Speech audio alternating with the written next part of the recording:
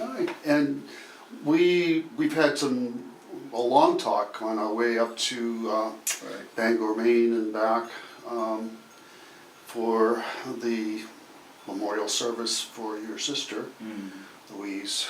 Right. And we talked about the old days with her and with my dad and your dad and what it was like growing up in those days. So let's maybe review some of that because we covered a lot of ground during that trip. I know your earliest memories were in Lowell. My earliest memories were pre-Lowell. Pre-Lowell. Oh yeah. Okay. Well, they go back to the first couple of years of my life with my Aunt Jeanette, and who was my mother's substitute at the time. As the story goes, so just to recapitulate, I was the third of 3 kids, and Louise was the oldest, and your dad was in the middle, and I was the youngest. When I was born, my mom had a very serious breakdown, and mental breakdown, and she never recovered from it. She had a complete lapse of memory, could not identify anyone except one person, my grandfather, Gopen, picture of that. He was the only one that she acknowledged, which is interesting. I mean, that's so the story goes. Very sweet man, very gentle, and very accepting. I think the background on my dad's relationship, mother and dad, was that he was from a peasant type family, very European, like most Jews at the time, but also in the more working class, more rural and almost farm-like. Grandfather was a shoemaker and worked for other people, particularly when he came to this country. So, Do you know if he had been a shoemaker? I'm not sure, but it's possible. Yeah. Work with leather and things like that, which I eventually got into myself.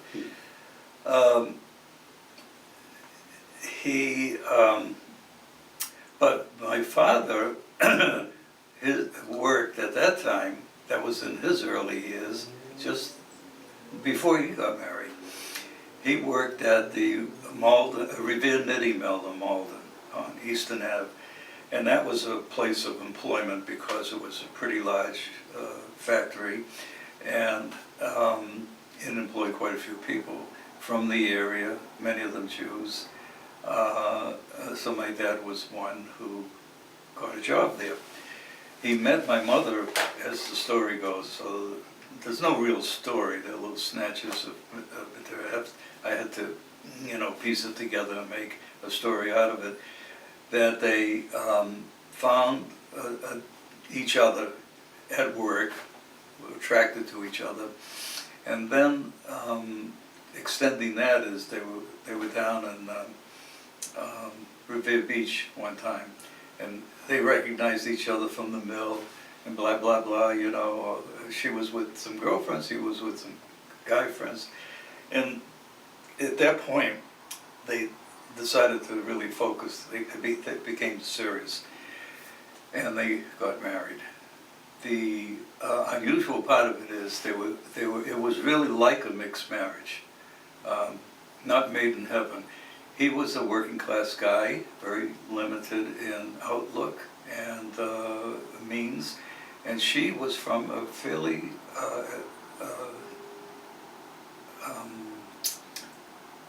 successful family that very unusual. The Strumphs, that was their name. They had a very German name, and even their employed 2 brothers worked in a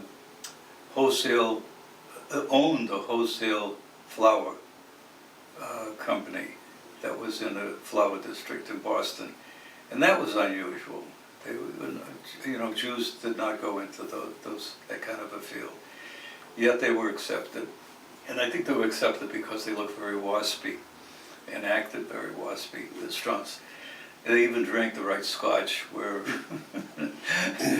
my family was Scotch. And, but anyhow, when my mother had me and was hospitalized, there was a crisis in the family, and who's going to raise this little baby? My father couldn't do it.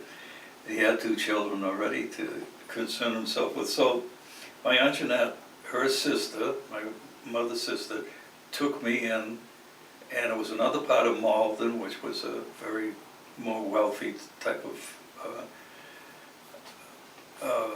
area, and I stayed there the first 3 years of my life, maybe even 4.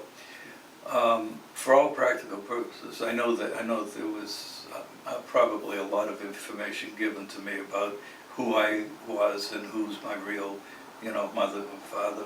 The mother they didn't talk about, because it was like you don't talk about tragedies and things that happen in families. Very no stuff. And I remember even later on asking questions about my mother, and nobody really wanted to answer. They looked for short, uninformed answers to get this kid to stop asking questions, and that's what I learned. I joined my family when I was about 4 years old. I remember the day they came for me by car, and my father, my sister, and my brother, my sister sat in the front seat, the passenger seat, and Kenny sat in the back seat, and I sat beside him. And somehow it was an extremely traumatic experience for me, but I knew who these people were. So they must have come over the house at different times and spent some time with me, conditioning me, particularly the year before I was, you know, they took me in.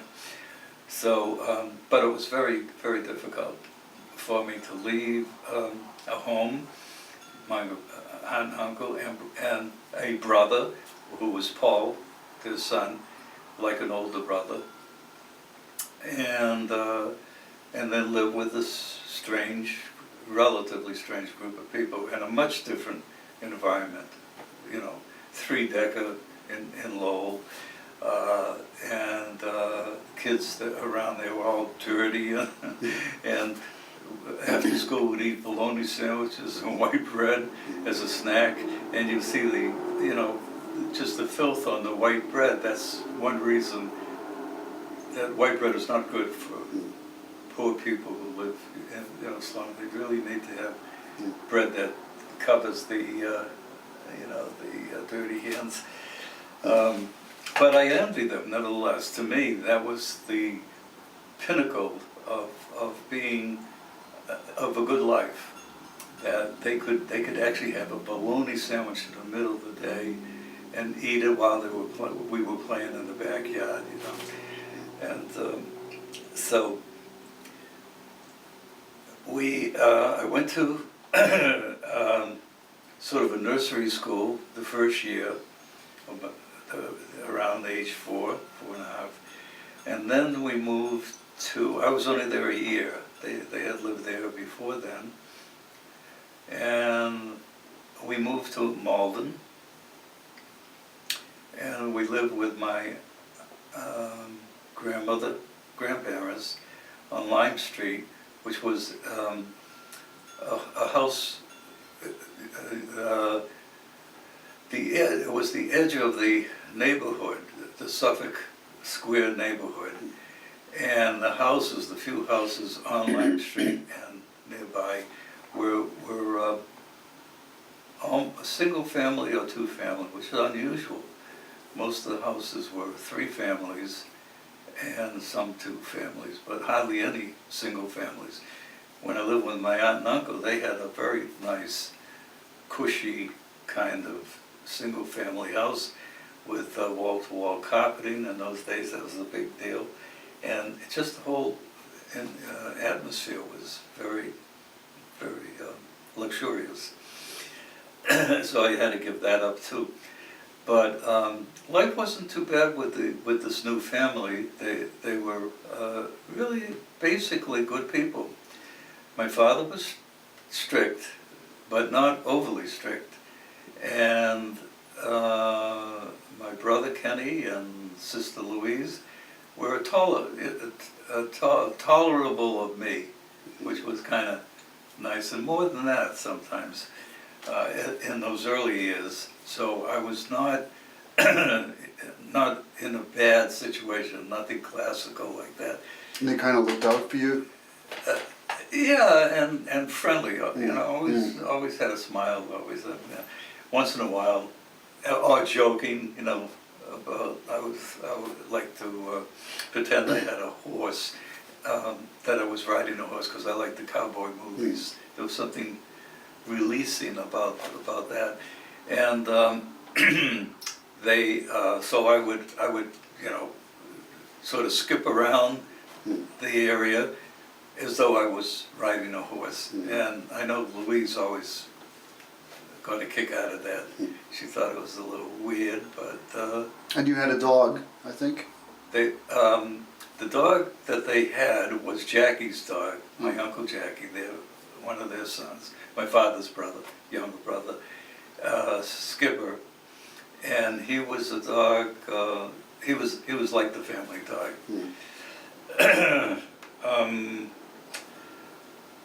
The one problem I had was staying put. I ran away from home a lot, not like a big runaway. I mean, a little kid, 5-year-old, you can't run too far. But I would leave the house and walk over to my aunt's house, my Aunt Jeanette, who lived within walking distance. Oh, yeah. Yeah. She was on the West End? No, she was in the Maplewood. Okay. And I would walk across the field. There was a large field, and which became a ball field later on, later years, and a railroad track. Well, the railroad track was one of the things they were worried about, that I shouldn't be crossing a railroad track. I never knew why. I mean, you could see if the train is coming or not, but I didn't realize that there's a shifting of tracks and you could get your foot actually, and it happened to people, I guess, your foot could get caught in a space that closes, that's meant to close, and changes the track that the train is on.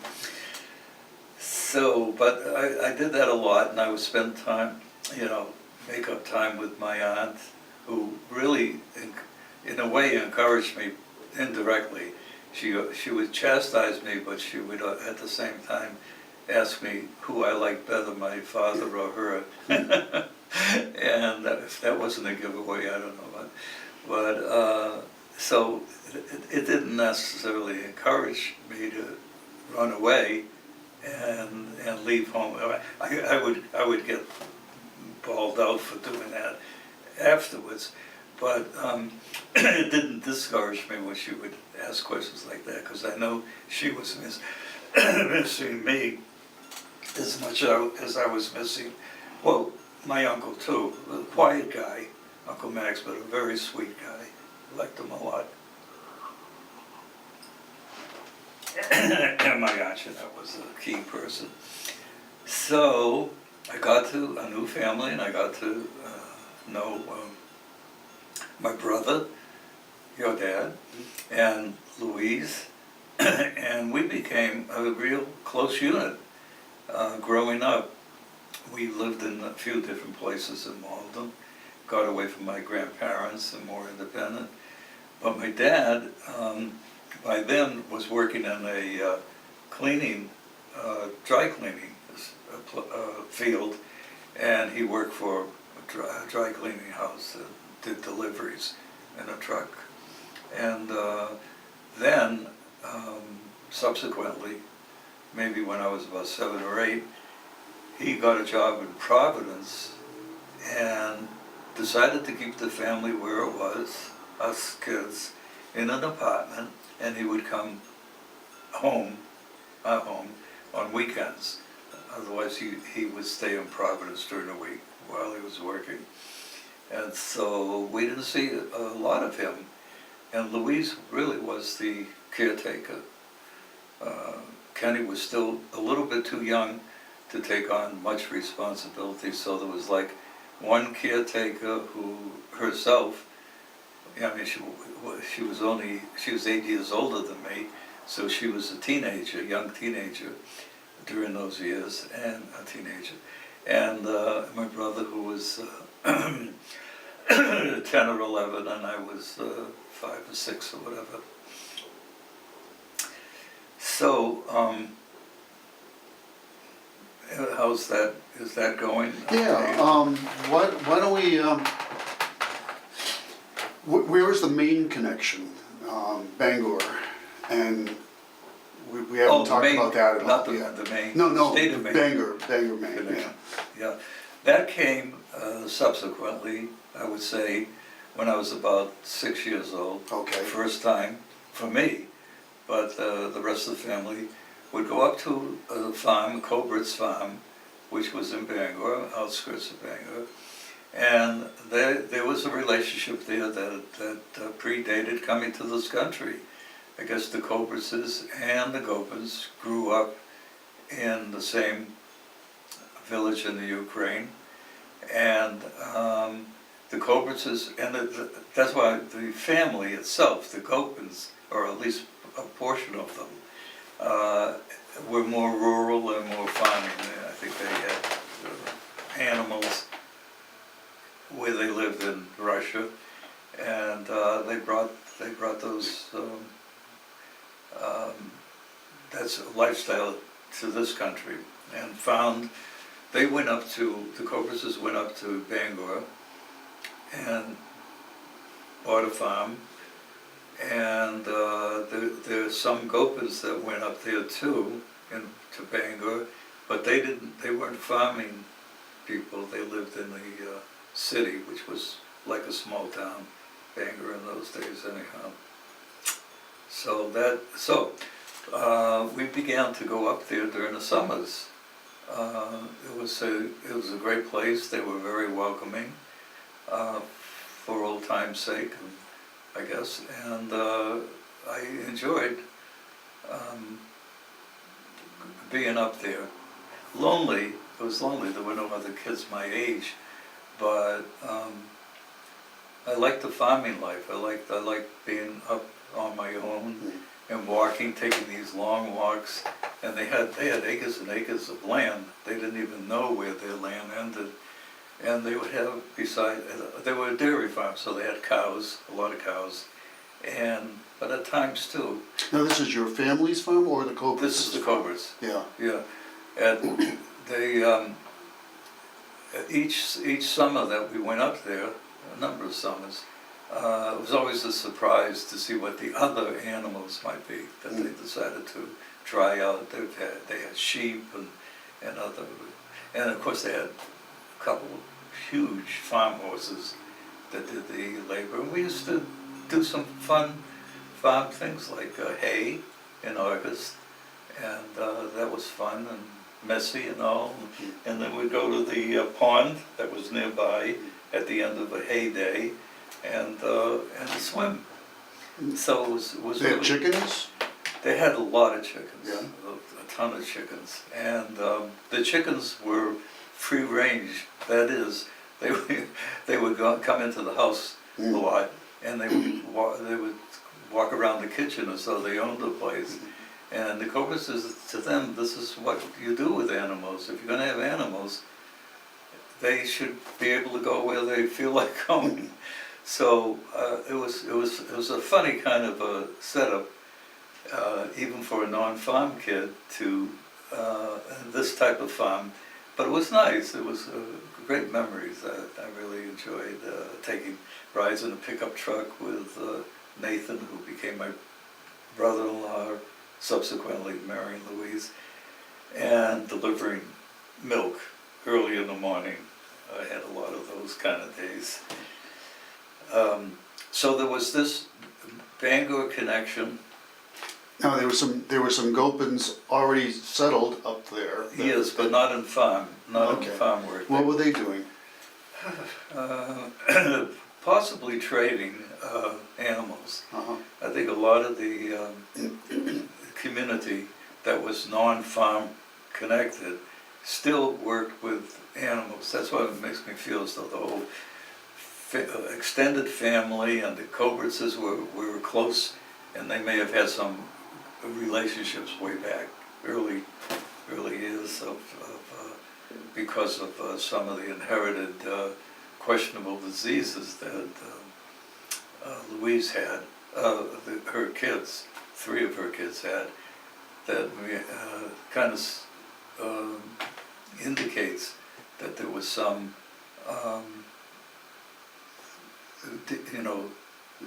genes that were common, or the wrong kind of genes, but from inherited.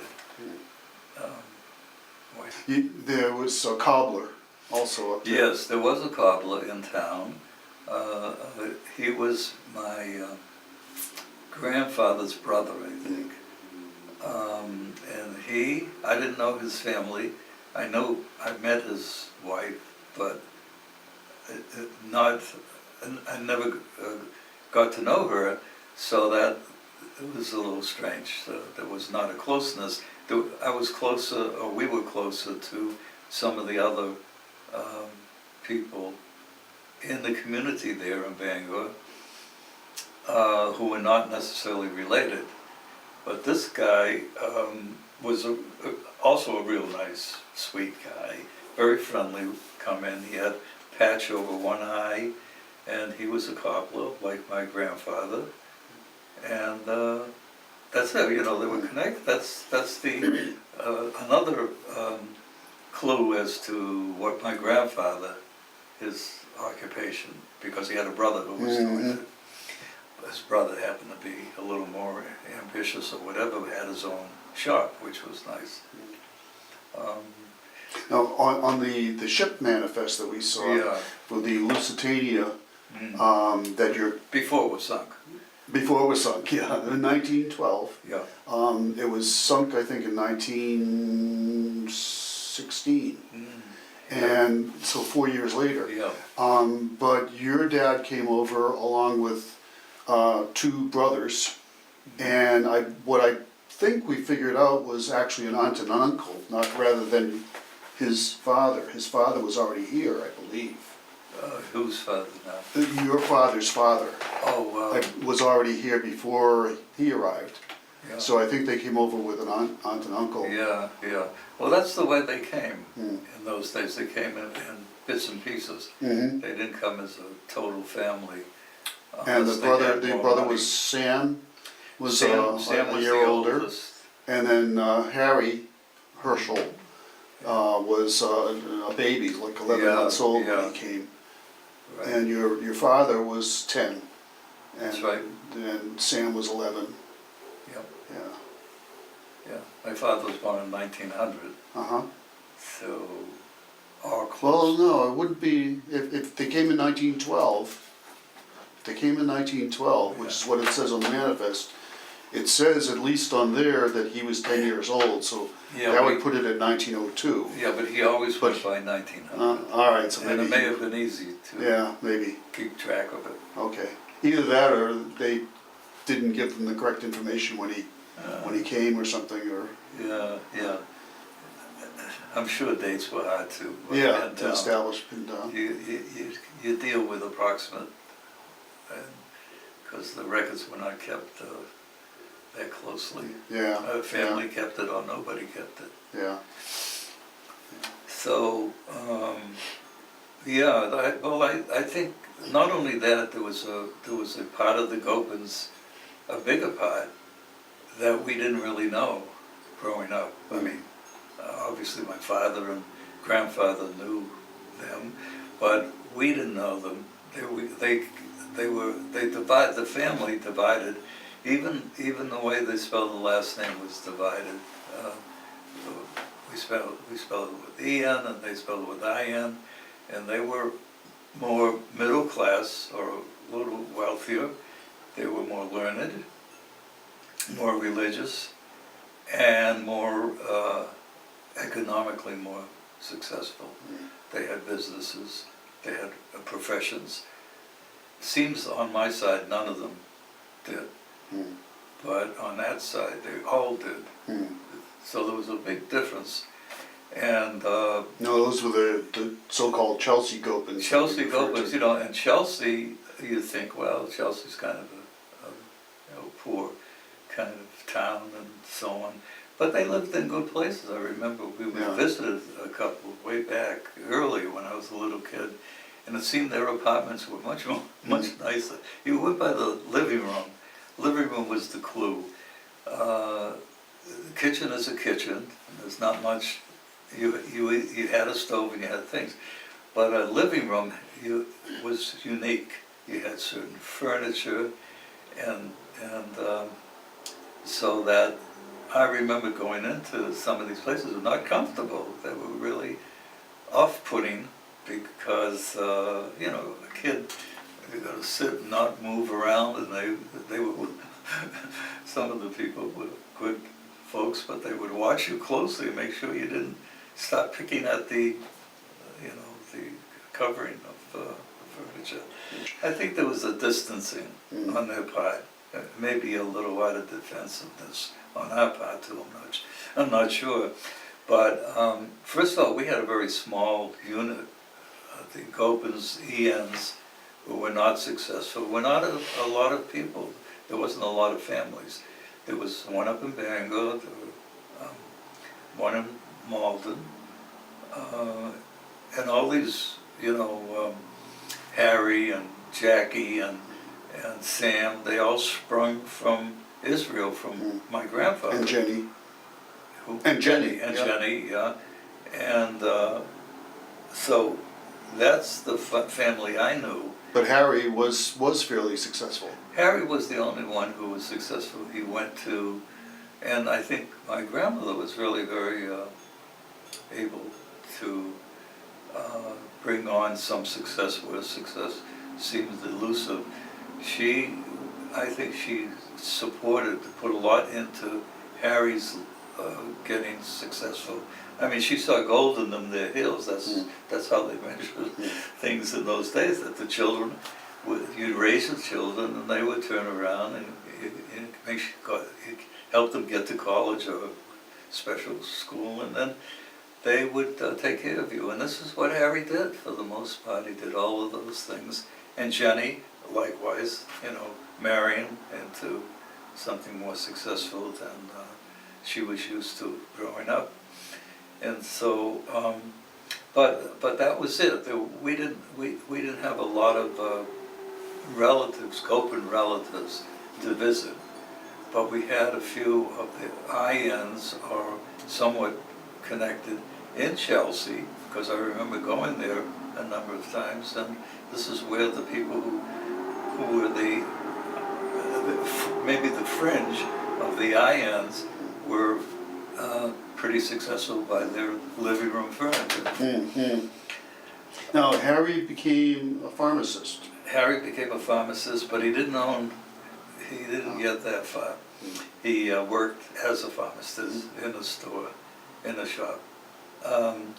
And he married non-Jewish. He married a Swedish woman, very nice lady, Alma, a wonderful family. But my grandmother was devastated by it. And also, I think maybe you would mention, that was like a turning point or a proof of how unreliable or wild the Gopen EN family was.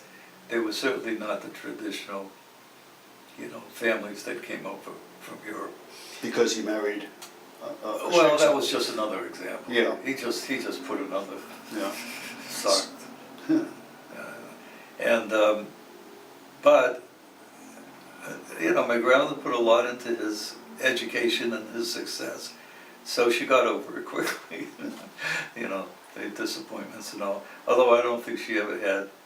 I never saw Elmer over their house in any family gathering, so I guess there was a distancing anyhow, and out of sight, out of mind, or whatever. So, but my father's connection with my mother was an interesting one, and brought another family into that Gopen clan. I'm not sure. As a kid, you can't make these assessments. You just, you know, in retrospect, you have to sort of guess how they might have affected. I think it was a coup for my father to marry somebody like my mother, who was a little bit upper class, and with a lot of successful brothers and sisters, and living in the right part of town. They lived in the West End, and they had a big house. Just unusual, and they always, from then on, when I was even living with my father and at that family, you know, not living with my aunt,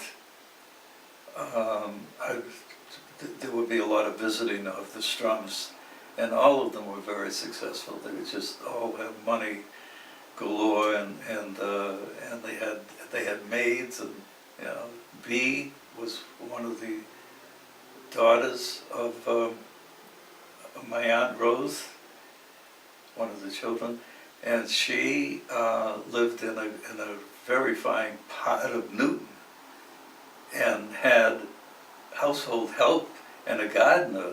I mean, it's like unheard of stuff. So, but it was, you know, they were all friendly, and it was something I was able. But I was just wondering what kind of coup it might have been for my dad to marry that way and to bring a family, although I don't think he was very comfortable with them. And yeah, there. okay. So we grew up with our mother in the house, and Louise was the caretaker, and she had instructions, you know, right to the.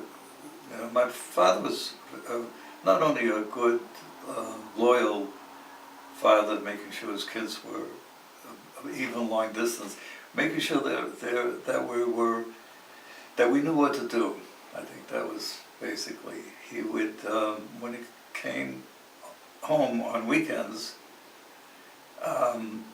he would, well, first of all, it wasn't like his home. He was in Providence 5 days a week, so but it was. he paid the rent. He would make sure, sit down with Louise and make sure she understood what her duties were, and the menu, go over the menu, and he would maybe shop for some food or meat, you know, if we had lamb chops or something.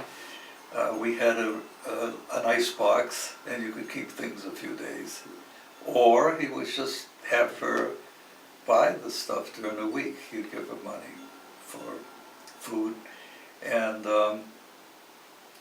so that it was odd.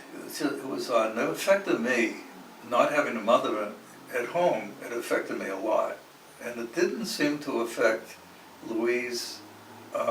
It affected her because of her unusual responsibility as a teenager, but she seemed to socially get okay with it. She made friends, and she had a couple of boyfriends, and she had a very close girlfriend. I mean, she was really a typical teenager. Kenny was very, very much of a teenager. He had a lot of friends. He was part of this organization and that organization, and he was really, you know, he didn't seem to be so negatively impacted by our home, lack of, you know, typical home.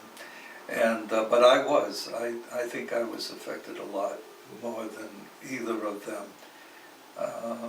I mean, I grew up differently, and I had a different beginning, as they had a much more normal beginning in their, you know, first couple of years. which is critical, you know. Makes a big difference if you have your first 4 years, 5 years, sets the stage for everything that develops beyond. And so that I think I really, you know, was impacted a lot. I didn't have friends. I had one friend, close friend in elementary school, who didn't have a father at home. So we had that in common. We had one parent missing, and they were marginal economically, unlike most of the kids that we knew in class. Even though they lived in Suffolk Square, there were better homes in some of the streets further down, going towards Everett, and so I was a pretty lonely kid growing up. The early years, and I did not make such a good adjustment. When did you move to Maple Park? Was that Maple Park or Linwood Street, or that's yeah, that was we moved to Linwood Street first, Uh-huh. and we lived there a couple of years, Uh-huh. and then we moved to Maple Park. My grandmother had already lost my grandfather. You know, she was living alone with one of the brothers, Jackie, I think, lived with her. And then, out of necessity, I think, so that she would have some parts of her family nearby, and it's not enough a couple of streets down. I think there was a 2-family house that they owned, and that might have come from Harry, you know, purchasing it. And we had one of the apartments, and she had one of the apartments. And we lived there a couple of years, and then we moved to Providence. Now, when you lived there, you were living right next door to my mom. Which was strange, but we didn't know that she was going to be your mom then. Yeah. Yeah, the Bells lived right next door, and Rosalie was Rosalie was an unusual person, but she had her own difficulties growing up. Her family, a lot of mental health issues, and father, mother, uncles and aunts, I mean a whole mess of them. She seemed to take an unusual interest in us, the kids, and in some degrees like a real pain too, because I could not sneak out of the house with my grandmother when I'm supposed to be. She was, I think, upstairs and we were downstairs, but we were supposed to be aware of her all the time, and not just go off, and not at least have one person around. And your father was always able to get, you know, with his group, his friends, and I was the odd person. And Rosalie a number of times called me before I was sneaking out and walking down Upham Street, and she would call me, "Your grandmother wants you, she's calling you back." And I'd say, "Oh no," you know, and but that's your dad and your mom being close to their similar age showed a lot of interest in each other. And that's how it developed into, you know, a romance. How old were they at that time when they were? Well, they were, your father was 4 years older than me, and I was about 8 years old around that time. So he was only about 12? He was about 12 or 13. Yeah. And she was a year younger than that. A year younger. Yeah. Yeah, so. You mentioned the family, the Isabellas? That's when we were in Lime Street. On Lime Street, Lime back Street. then? That was the first address for me in Malden. Yeah. And next door, the houses were separated with, you know, quite a bit of yard. And that was an interesting family, though. The Isabellas, yeah, they had Dominic, and Mary, and Angie. And Angie was the toughest one of all. But toughness was a part of their, you know, inheritance or style of family, whatever. The father was in jail for murder, and he was serving a life sentence or pretty close to it. And the kids, the girls, Mary and Angie, spent a lot of time over our house, my grandmother's house. They really liked her a lot. They really took to her. And my grandmother, who was very, extremely prejudiced against Christians, took to the girls and was very, very, they were like daughters to her. And well, what helped is that they were Italian. They were Italian, Sicilian, more Italian. And the Angie, in particular, I think made this really happen. Angie learned Yiddish, and she spoke fluently. And she was the only one of all the kids, you know, Louise, your dad, me. None of us spoke Yiddish. We understood as much as we needed to, but if we were going to have conversation with anybody in the house, my grandfather, they had to know English. I mean, that's because we just didn't have the motivation. But Angie, you know, did, because she inherited her family, and she knew if she was going to be close to my grandmother, she'd have to speak her language, and it was great. She's the only one who would do it. And they subsequently married Jewish guys and converted to, you know, Judaism. And Dominic was a real tough guy, and he had a reputation around Suffolk Square as being the tough guy. Don't cross him. But your father got along with him very well, because your father was tough too. He had a reputation, and kids would tell me that that his friends, your dad's friends, treated him very carefully. You know, they with kid gloves almost at times, that they were afraid that he might belt them, or you know, for whatever reason. And he was tough. He was well built, very strong, and a no-nonsense person, but a nice guy. I mean, besides being a nice brother, he was a nice guy. You know, people liked him. You told me a story about how you got in trouble once, or you were cornered once, and you invoked the name of Dominic. Yeah, that got me out of a jam.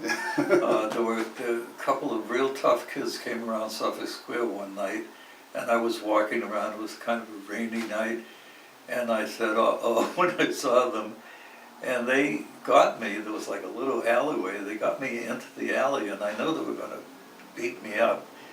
And I just, you know, impulse, I said, I happen to be very friendly with Dominic Isabella. When they heard his name, that was it. They said, hey, he knows Dominic, leave the guy alone, you know. And it really worked. It was quite remarkable. It was like a fantasy, you know, story type of thing, but it really worked. But your dad also had, not as much as Dominic, but he also had a reputation that kids, his friends or his peers, would let me know that they everybody respected him and didn't mess with him because he was tough and he could, you know, beat them up if there was a conflict. Well, and then Providence, I got probably a little closer to your dad in Providence because I was getting older. And you start to catch up after a while. The age difference isn't as dramatic or as significant. So your dad was the smarter of the two boys, by far. He went to classical school in Providence, which was like Boston Latin, and I went to public school, and I was not a student, and I couldn't take any of the courses that he would master, physics and chemistry, which he majored in after, as far as his work later on. And they were all, Greek to me. So I was not, that's an expression, that I was not very proficient in academically. I was not a student, and I just never bothered with homework or anything else. And you went to Hope. I went to Hope High, but it was just a general high school. And my father really had more expectations from Kenny than he had of me. He never raised he never raised the subject of what do I want to be when I get out of school? Did I want to go to college? None of those things. He didn't think I was going to go to college. He didn't think I was going to be anybody, but he did think that Kenny would. And he expected Kenny, he hoped that Kenny would become a dentist. And it's ironic because Kenny always hated and was, frightened of dentistry in general. And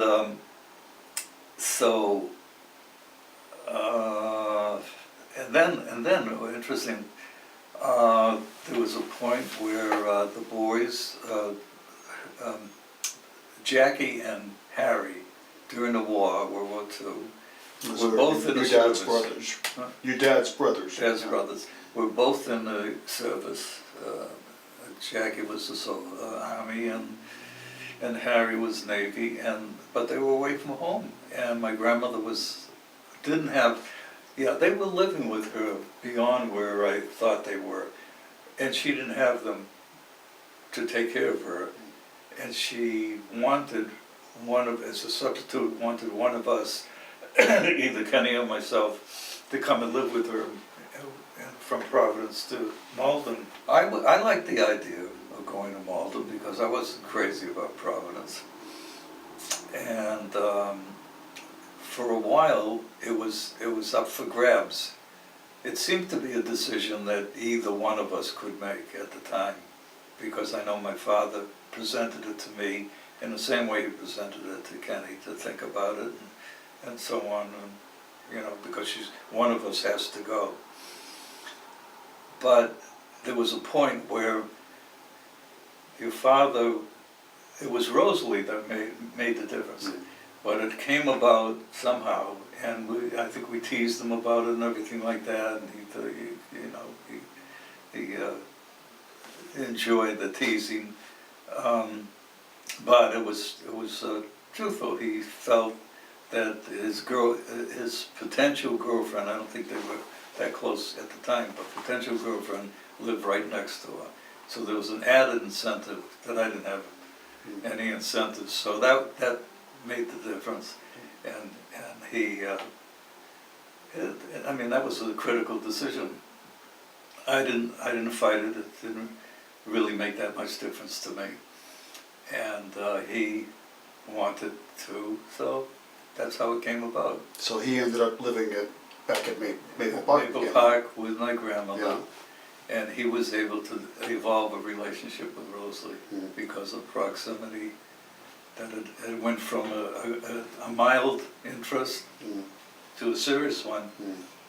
So I guess in a way, I never got that credit of